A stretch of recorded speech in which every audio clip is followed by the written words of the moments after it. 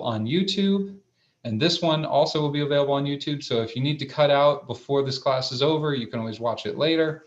But this is a series that I renamed Down and Dirty 30, and my wife still makes fun of me for that name. She thinks it's a little silly, but I didn't want to call it Lunch and Learns because I can't provide lunch when we're doing these things online. And it's really that 30 to 60-minute session that I'm trying to maintain. So you can go and you can look at all of our classes. I'm going to share my screen so that you can see it. But if you go on YouTube and you search Christian Ross Down and Dirty, you will see all the classes on here. Let's see how many videos I've got listed up here. Let's see. All videos. Let's see, 1, 2, 3, 4, 5, 6. So it's 6, 12, 18. I've got 18 videos. Actually, it looks like it might even be more. Yeah, 18 videos. This will be 19, or maybe this will be 18. And I'm going to send you all the link to the channel so that you can watch them later. Yeah, I don't know how to do that. Okay, awesome. So this class is about how to attach a legal description to the contract. And the important part of this is let's read what the actual contract says to know what they're asking us to do. And so this is the GAR contract. And generally, we need a meeting of the minds. We need to know, do we have a valid contract? And the GAR contract is something that Georgia has put together to help us with that meeting of the minds, to have a fluid conversation between the buyer, the seller, and the brokers, and the lender potentially, or the closing attorney, that everything that potentially could be needed on a closing is available. And, hey, what happens if there's a hurricane that comes through and a tree falls down? Who's responsible? Well, it's in the contract. We discussed that. So the most important thing is that, and number one, at the top of the contract, Section A1, define the property, because how are we on the same page? How do we have this meeting of the minds if we don't know how to define the property? And the contract is requesting that we do this twice. So generally, for a contract to become legally binding, a meeting of the minds must occur. Meeting of the minds denotes the time at which both parties have provided mutual comprehension and acceptance of the terms. So one of the elements that includes properly denoting the consideration being paid, the buyer pays cash and the seller gives the property. Like that's the basis. Legal descriptions have long been used to most accurately describe the property, which is why we've been taught to include it in any contract. So let's look at it, because parcel ID numbers can change, and the tax assessor might have the property listed incorrectly. The address could change, the FMLS number could change, the zip code could change, the city could change. All these things could change, which is why we don't want to use just Section A. So if we look at A1A, property identification, address, city, county, zip code, MLS number, and tax parcel ID number. So obviously, always fill those in. If you don't have an MLS number, then don't worry about that. But otherwise, you should be able to know each one of those. And if it's multiple addresses, put multiple addresses. If it's multiple tax parcel numbers, it should be multiple tax parcel numbers. And you should also be looking up the tax parcel numbers as part of your due diligence. Now, importantly, let's look at B, legal description. So legal description of the property is, and it suggests or requests that we select one of the following. So number one, attached an exhibit here to. 2, condominium. If it's a condominium, you have to attach F204. 3, as the same as described in deed book blank, page blank, etc., of the land records of the above county, or you can actually fill out a legal description. So what we're going to do is we're going to look at each one of those, and then I'm going to give you a 5th option specifically for binding offers, or binding, not binding, but initial offers. So we talked about the property descriptions, filling all those out. We jumped to the legal descriptions here. So as you may already be aware, Campbell and Brannon offers a service to any of you realtors, anyone that really needs it at all. Just email all of us, email the attorneys, and we'll get you a legal description. So if you really find yourself in a bind, if you absolutely need a legal description, email attorneys@cb.law. That is our shorthand, attorneys@cb.law. And I'll put that it's in the handout, and then you can reach out to any of our offices and get that email later, or email me directly.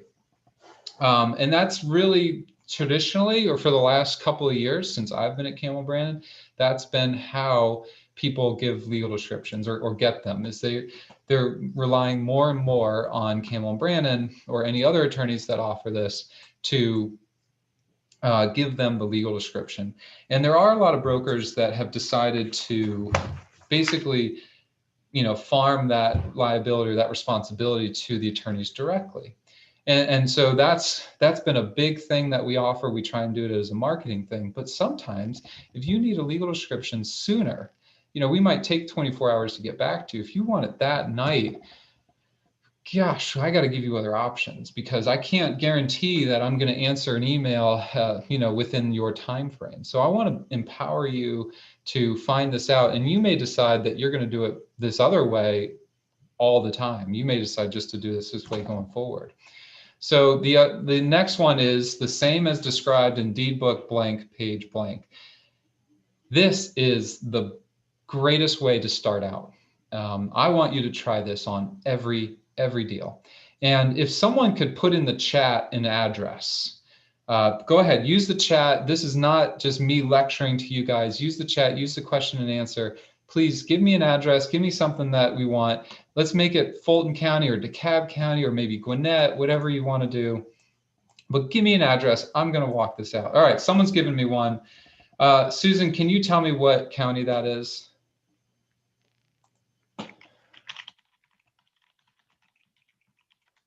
It's Fulton. Okay, thank you, Susan. So we're going to do Susan's. And I'm going to share my screen. All right, so Fulton County, this is the one you're going to see the most often. And we're going to do this first one. It's 1056 Wild Dunes Way. And I'm just going to search Fulton County Assessor. I just went into Google and I searched it. This is what Fulton County Assessor website is. Now, a lot of you are using Relist or some FMLS version or whatever it may be to pull a property report. But that property report, Relist, is pulling it directly from the assessor's website, and the assessor's website is better. It just is. So let's do a property search. And there are several ways that you can do the search. We're going to do an address search because Susan gave us an address. We're going to agree. All right, so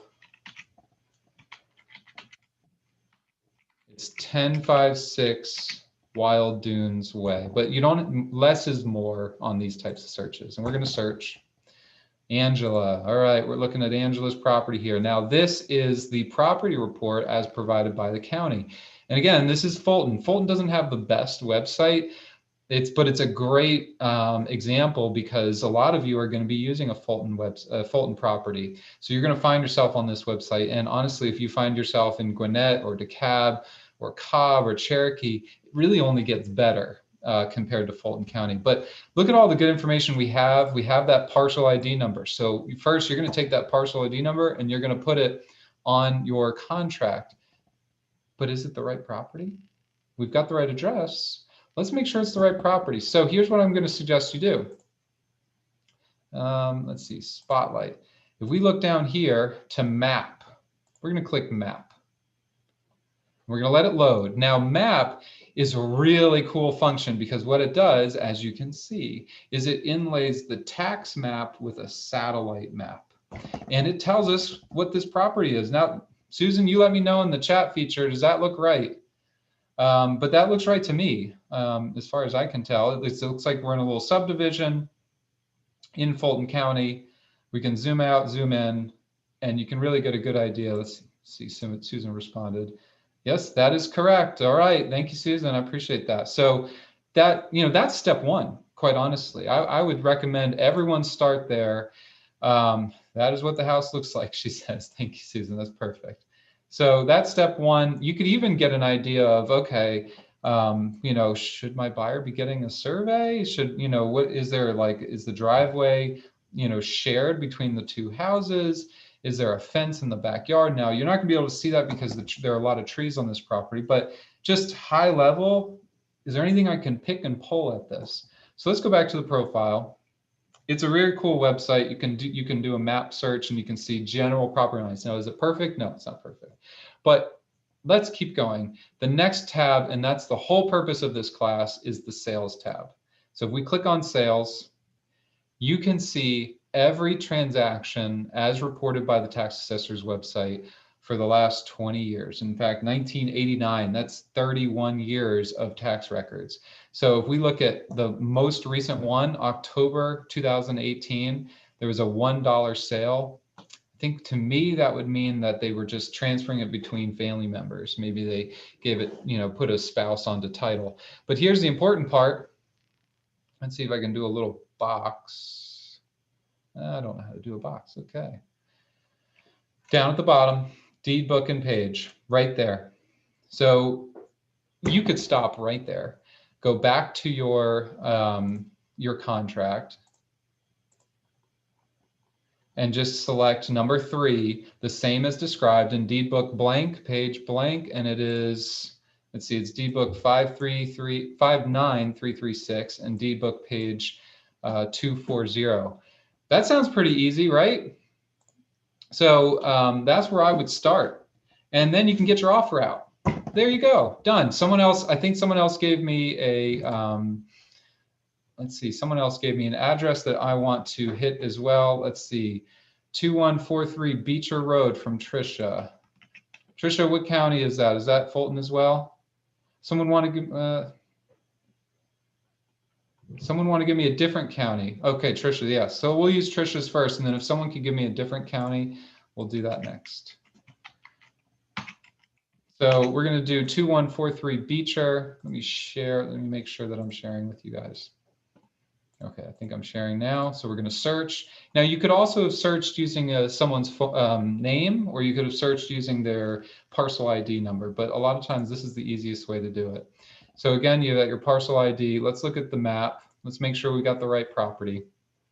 And the right property is really key when maybe it's a large piece of property, if it's a subdivision, maybe it's a builder and they own multiple lots, or maybe you're just not exactly sure which one it is. So that looks like a house, but unless Trisha, unless you say otherwise, I'm going to keep rolling. And let's look at sales. And look, we've got the same thing. It looks like it sold a lot. Maybe even had like a triple sale one of these days. They sold it for 150. They bought it for 155, sold it for 172, and that person turned around and sold it for 10 grand more, basically the same day. And there's your deed book and page right down at the bottom, and they're saying LW, that it's a limited warranty deed. So that's a really, really great tool. You can still work towards getting a formal legal description later, but per the contract, you've met all your terms. You've got your deed book, you've got your page. It may not be the actual legal description, but it's a legally binding contract because you've identified the parcel ID, you've got your deed book and page. And then we may also put in a special stip, and we'll talk about that in just a minute. So let me answer some of the initial questions before I kind of move on to too much. So Tony says, how about condos, maybe a bit more complicated? Let's look at Tony's condo question. Let's see, 3635 East Paces Circle, and it's 1402. So condos can be a little bit more complicated, but not always. The only reason that they're a little more complicated is that they've got multiple owners of the same address, potentially. They're obviously they're going to be different units, but if you don't know the unit number, it can be challenging. Okay, so my first initial thing, I hope that I'm still sharing. I am still sharing. So my first one showed no results, and I have a feeling it's because it's East Paces. And so let's try a couple of variations of that. Let's just put Paces, bummer.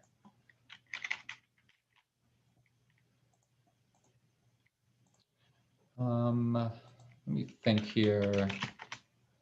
Okay, so I'm not having any luck. Tony, can you tell me the owner's name? And in the meantime, while I'm waiting for Tony to respond, if they have it. Trisha says, we sold that house back in August. Does it matter that the sale information is not updated? It was a flip. So no, it doesn't matter. And honestly, You may not be pulling the most recent deed. You could have used the deed from any one of those transactions and it would have been sufficient. You're not saying that that is the most recent deed. You're just saying that you can look at the legal description on that deed book and page. So Tony says the last name is Stephen and Lisa Skinner. So let's try this one. And this is not specifically because it is a condo. It's more because it doesn't exist seemingly. Tony, let me ask you a question. Is that DeKalb County? Let's see.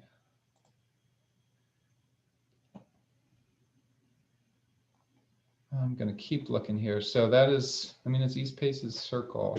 It's Atlanta, Georgia, 3635.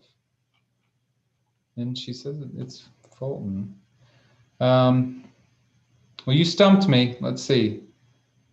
3635. 3625. Oh, here it is. 3635 East Paces Circle. I don't know why it didn't show it before, but it didn't. Now it looks like we've found it. We're at 3635 East Paces Circle. So don't be too distraught like I was. You know what the problem could have been is that by putting in the unit number, it just kind of threw off the search. But we did find it. Now, if we did that same thing where we looked at the map, it's not going to give you the same information because it's condo. Let's show you. I mean, you can look at it and see that it's a condo and they've got like a general idea of where they think it is in the condo, but that's probably not terribly accurate. So let's go back to the report. Let's look at sales. They've got one sale listed, May 2011, and you've got your deed book and your page right there. So Tony, if you wanted to put up an offer on that property, you knew the last name, you could, or even if you were filling out a listing agreement, say you're going to meet with the seller and you just needed a quick legal description for a listing agreement, there you go. Throw in your deed book, throw in your page, and you can move forward. And then, you know, put it in your back pocket to say, all right, I want to make sure I get the legal description at some point, but I don't need it, you know, Saturday night at 10 p.m. I can do something and move on. And if we don't get the offer, if I don't get the listing agreement, it's not going to kill me. I don't need to worry about it anymore. So I've gotten a couple. Let's see. I've got a Fulton County one. And Tricia, to your point, the county's going to update these records eventually. Fulton County is pretty slow about stuff, but eventually they will update it. It just may not be immediate. If we want something more immediate, we have to look on the you know, the GSCCCA, which is the clerk's website, which I can show you guys as well. So let me see if there is another house that someone can give me. I've got another Fulton County one. Okay, here we go. DeKalb. Scotty's got me a DeKalb one. All right, let's do DeKalb. I like DeKalb. So let's share the screen. All right, let's go to DeKalb County. And honestly, you can just bookmark this stuff. I don't have it bookmarked on this website on my my browser because I'm not using the same computer I usually do, but you could. So we're going to go straight to the tax assessor's website. Now remember, there are two tax authorities in every county, tax assessor and tax commissioner. The commissioner is the one that sends the bill. Only look there if you're looking for the bill. The assessor is the one that gives us all the information about the property. So we're going to do a property search.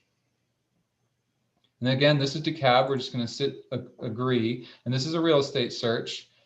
And let me check again with that. All right, so it's North Lake Springs. And it is 1633 North Lake Springs. And sometimes less is more on this stuff. And here we go. So Charles owns this, it seems. Again, we've got our parcel ID number at the top. Let's go to map, just like we did on Fulton. I would get into the habit of doing the map. I think it's a really important thing to know what you're buying, what you're looking at.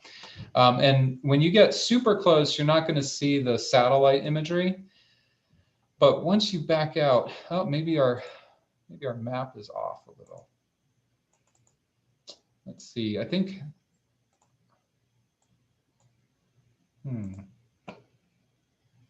well, let me see if I can get it to populate. There is a satellite map. It must be a feature on here that I've got to click.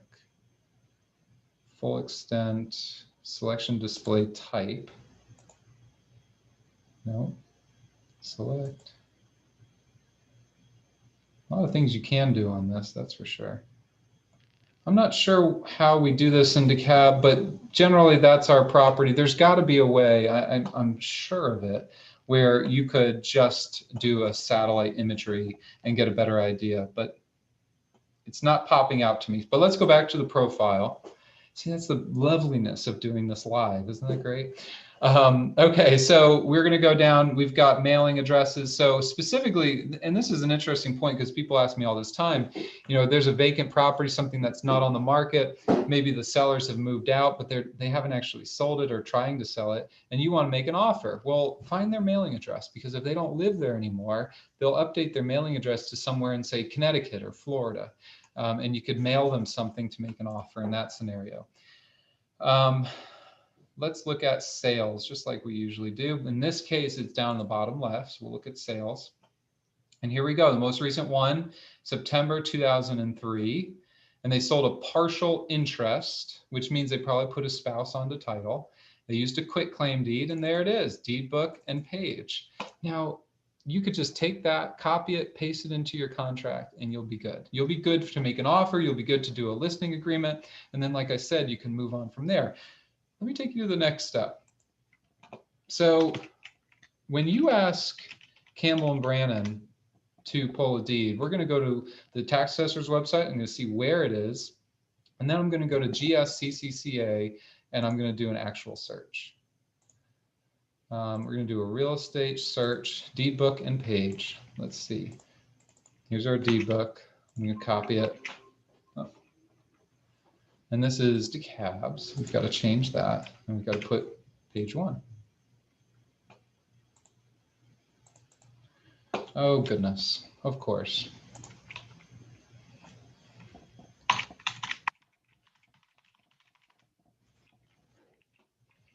Got all these password managers, and I don't remember my password.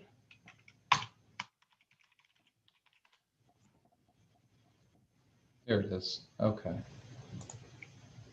We're going to log in. No one better be stealing my password. So I've looked up the quitclaim deed that Charles signed back in 2003, and guess what? Here it is. Here's our quitclaim deed, 2003. There's the deed book. There's the page. And Charles conveyed it to himself and Joan. She was, yeah, she got a wonderful gift. And there's our legal description. So if you wanted, you could just do a screenshot right there, and you would just copy and paste that whole piece right there. But ultimately, we could also look, the nice thing about having these deeds is, let's say Charles has since passed away. Right after their names, it says as joint tenants with the right of survivorship, meaning that if one of them had passed away, the other one doesn't need to go through probate in order to sell the property or refinance it, that it's automatically vested in the surviving partner. So that is how you would do a legal description if you were on GSCCCA. I hope this is helpful to you. So let's do another county. So the next county I really want you to see is Cobb County. And I am in Cobb, so I'm particularly fond of this website. So this is cobbassessor.org, but again, you could just do Google and search Cobb Assessor. We're going to do a property search. You can see it looks a little different, at least initially, but it brings you to the Q Public. Now, a lot of counties use Q Public to do the property searches. Let's do my address. And let's do a map. Just like we're used to, map. You know, what are some of the things I look at? Well, it looks like there's some improvements in the backyard. We've got, you know, some pretty close lot lines, but, you know, I don't know if there's fence. The driveway comes right up on the property line, so maybe we do a survey and just double check it. I have a survey, it's not off the property line, so we're good. But there's your, you know, step 1, let's look at the house. And we go back, and this is where Cobb County hits it out of the park. You go to sales information, it shows when I bought it in 2017, and it says recording over on this other side. you see that? Let me see if I can do a spotlight. So recording is over here. Click that link and it's going to bring you to the Cobb Superior Court website. And I didn't even have to log in. I don't need a subscription. I don't need to pay for anything. I don't need a password. I just log in. There it is. Here's my legal description. It's showing my wife and I as owning this property. I can download it. I can print it. I can email it. Super easy. Cobb County makes this just a breeze. There's one other county that I really like. And we're just going to search Cherokee deeds. So now Cherokee, you can go to the Cherokee County Tax Assessor's website and do the same thing. In fact, maybe we should. Someone has a Cherokee house that they want me to look up. Please let me know. Thank you, Barbara. But we're going to look up the Cherokee County website. We're going to look up another friend of mine who I believe lives in Cherokee County, Jimmy Moore. Love him. And he's up in our Cherokee office. I spelled his name wrong. All right, so let's say I'm looking for Jimmy Moore's house. I don't think this is him. Let's see. This is some other Jimmy Moore. So we're just gonna search it. But this is Cherokee County. If you knew the deed book and page, or if you knew the owner's name, you could go and search and look. I didn't have to log in. I didn't have to give a subscription or a password. It's all free. I can download it, I can print it, I can email it. This is wonderful. So Cherokee and Cobb are really the only counties that I'm aware of that do this, where you don't even need to log in. Everyone else, go to the tax assessor's website first, know where the deed book and page is. And then if later on, let's say you go in binding, let's do that next. Let's say you go binding. What do we do next? So let's go back to the contract. So we talked about attaching the exhibit. You know, obviously that's where we would take a little screenshot of the legal description, we'd paste it in there. You could also put a copy of the survey, because the survey is going to have all that information as well. And the surveys can also have the information that you can use to input your own legal description. We'll talk about that in a minute. We talk about the condominium. You're going to do the F204. Now, when you get to F204, it's still going to be kind of the same process. You got to know where the deed book and page is. Maybe you have the legal description, the unit number, things like that. And then the last one is making your own legal description. So some practical advice. You can find a lot of this information on the survey. So if you're meeting with the seller, if the seller's providing you a survey as part of the seller disclosure or some other thing like that, and you have the survey, just attach that, or pull the information from that survey and use it to include the land lot, the district, the section, the lot, the subdivision. It has all of that on the survey itself. In fact, I think if we go down, this last thing here is a survey. This is the bottom, and if you recognize the address, that's my address. This is a survey that I got, and the very bottom of it, it has land lot 223, first district, second section, spotlight, right down here, Cobb County, Georgia. It has the plat book and page of where that subdivision was recorded. It has the address, it has lot 9, Hyde Park subdivision. So you take that information, you go back up to your contract, and you just start putting it in, 223 of the first district, second section, lot 9, there's no block, there's no unit, there's no phase or section, and then you just say Hyde Park, and then it would tell you, I think it was page, plat book 130, page, whatever it was, let's see, down at the bottom. Page 65. So if you have the survey, that's pretty sweet. You can just throw that in there. And the nice thing about having a survey is you know exactly what you're buying. So that's kind of the big one. And then let's talk about the last piece of it. I think in 2020, it has been the wildest year for many, many reasons. And one of the big things that we're seeing is that you've got to just fight to get your offer even considered. And so every second counts. And if you're having to put together an offer and wait until you get a legal description from your broker or from me or one of the attorneys at Campbell Brannan, I think that's waiting too long. I think you'll just kind of, really resent having to wait for it. So I want you to be more flexible. I want you to have more options. And the reality is, let's just include a stip.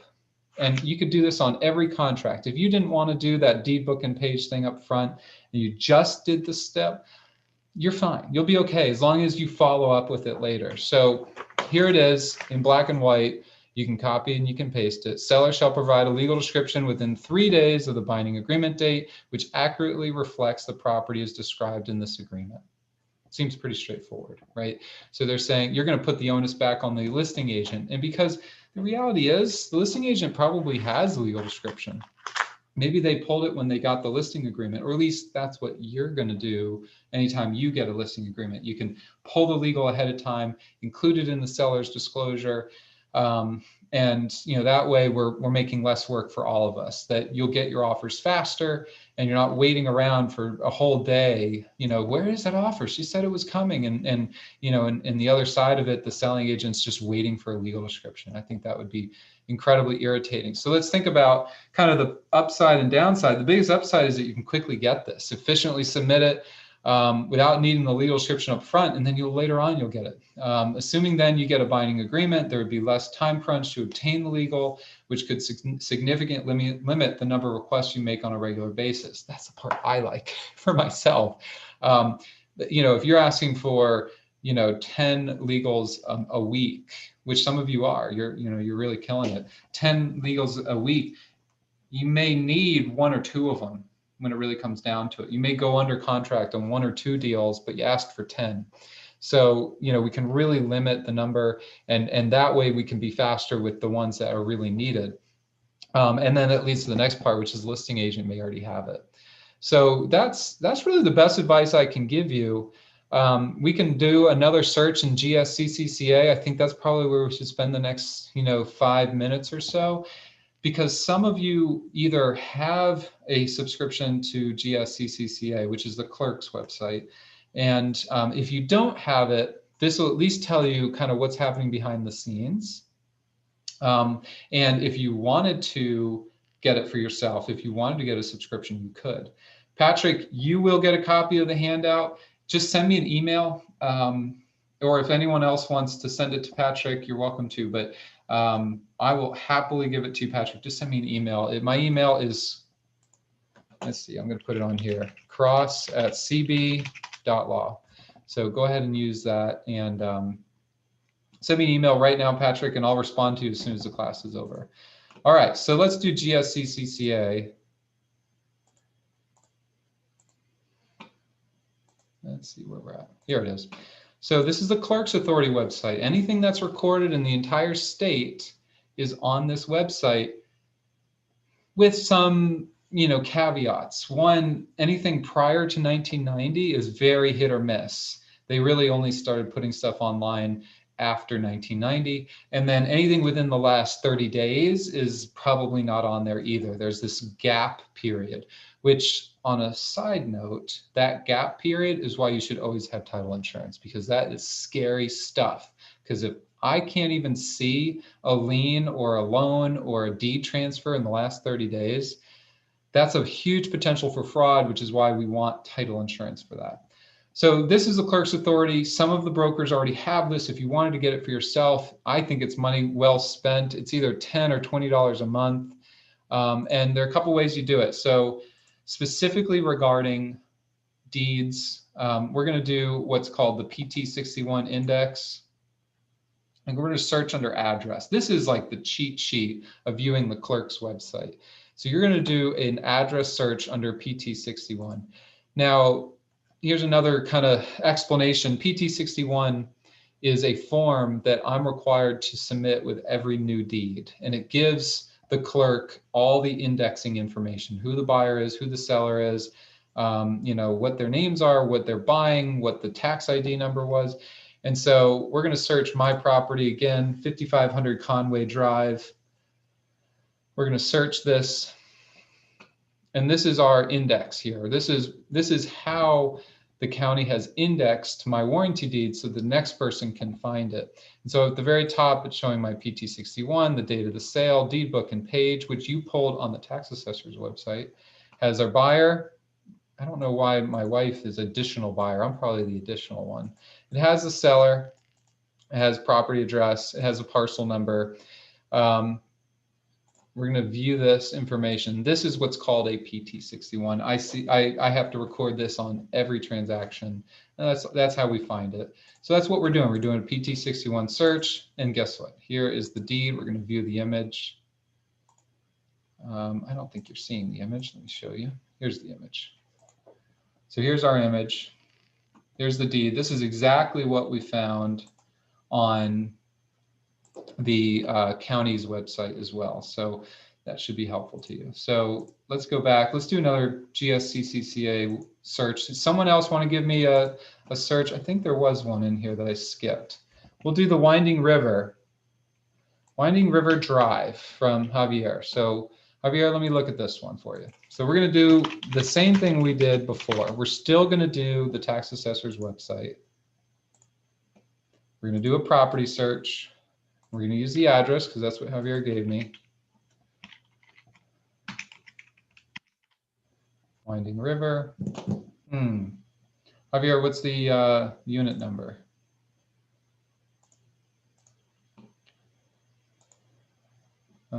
Fulton County, 255 Winding River Drive. Looks like there are a lot of 255 Winding River Drives.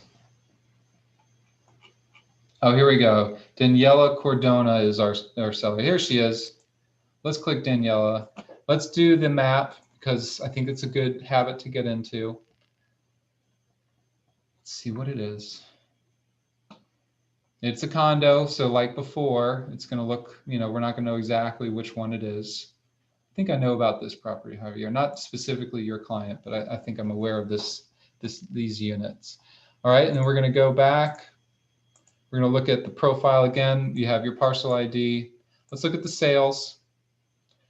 So looks like some stuff has happened in July. Now, if I were to guess, we've got two things this past July. They bought it for $155,000, and then they did a second deed, and they're actually defining it as a deed of gift. So that means they added someone onto title. And what you can see, and this is maybe a little tricky, and you kind of have to, this is why you have to do the research. If you look on the grantee is the new owner. It says, it looks like it's the same, but there's this little ampersand. That means they added someone on, but they ran out of room.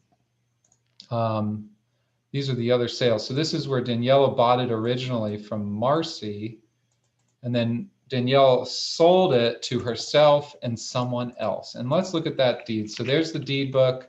Let's go back to the clerk's website. We're going to do a different type of search now. So we're going to go back to the main page just so you can see how I'm doing this. We're going to do a search.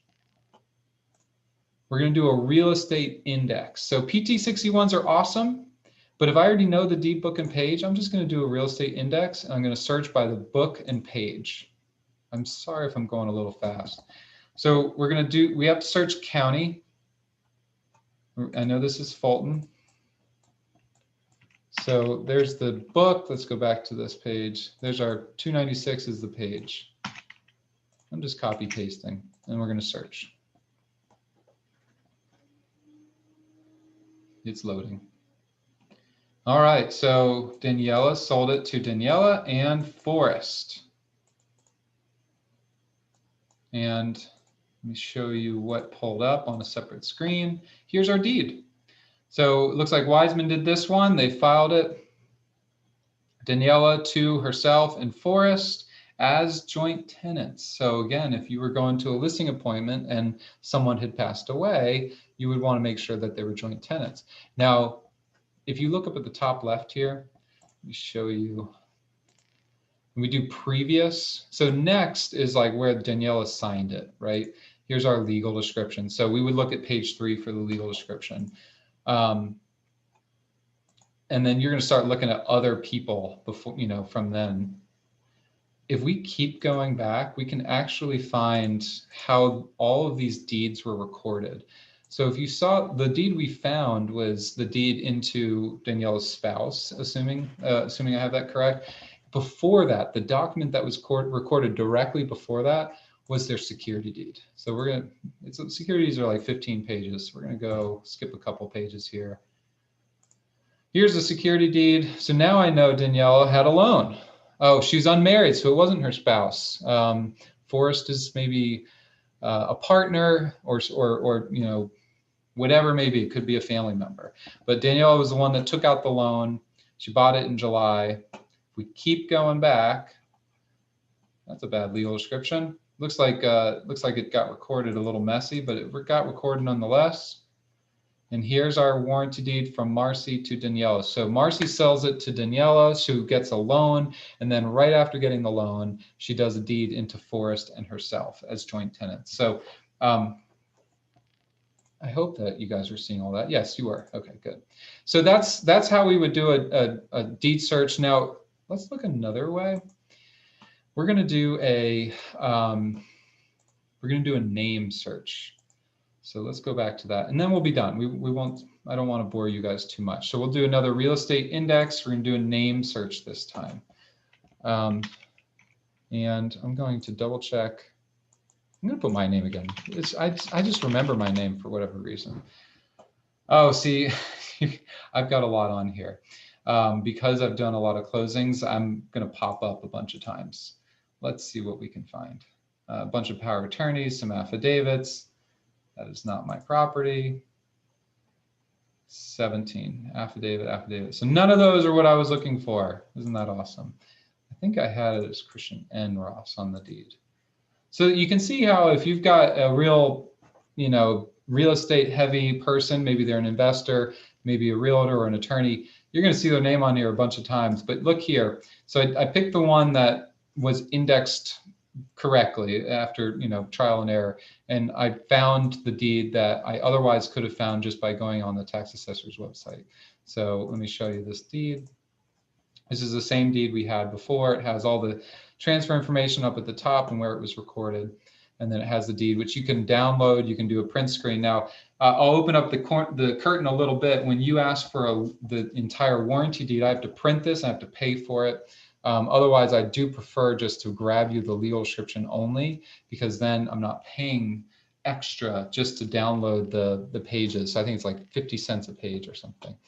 But I really hope that was helpful. You know, in summary, if you're just doing an offer, if you don't know what kind of response you're going to get, and you're just trying to be efficient and quick and get it out the door, put all of the property description information you have, parcel ID, everything, do your search on the map, and then put in where the deed book and page is. Make the request if you want on the legal description, but don't wait to send out your contract, your offer, and then throw in that special stip just as an added measure of protection. And so what I'll do is I'll actually copy this stip, and I'm not saying this is the best stip I've ever written, but it gets the job done. And so I'm going to put this in the chat feature if you guys want to copy it, or you can just take it from the handout directly. But use that stip if you don't have the actual legal description. Use the deed book and page if you're just trying to get an offer out quickly, or if you're doing a listing agreement, and then spend the next week or two buttoning up all the loose ends. You know, once you get it under contract, you can move a little quicker with a lot more purpose. And if you are still not getting a legal description, just ask twice. You know, hey, I never got a response on this last night. Can you please send me this as soon as you're able? Because we are, you know, inundated with a lot of legal description requests. And, you know, honestly, I think it's not something that's terribly difficult to do, but I want to empower you to do it if you choose. Otherwise, feel free to just ask us, and use that attorneys at cb.law, and I'll put that in the description as well. You know what? I was not doing a good job of sharing these. My system defaults to not share it with everybody, but again, the special stip: seller shall provide a legal description within 3 days of the binding agreement date, which actually reflects the property as described in this agreement. I'm going to put my email. It's cross@cb.law. Feel free to email me. And then the email for everybody, all the attorneys at Campbell & Brannon, is attorneys@cb.law, or attorney. You can use either one of them. I really hope that was helpful. ask us about special steps, ask us about contract questions, send us any deals that you may have. I always like to say I'm willing to help you or your client on anything that leads to a closing or comes from a closing. I can at least point you guys in the right direction. But definitely check out the other videos if you have any time or if you have any interest in that, and email me directly if you have questions. So I'm so grateful that you guys were on here today. Keep coming back because I'm going to keep doing these. So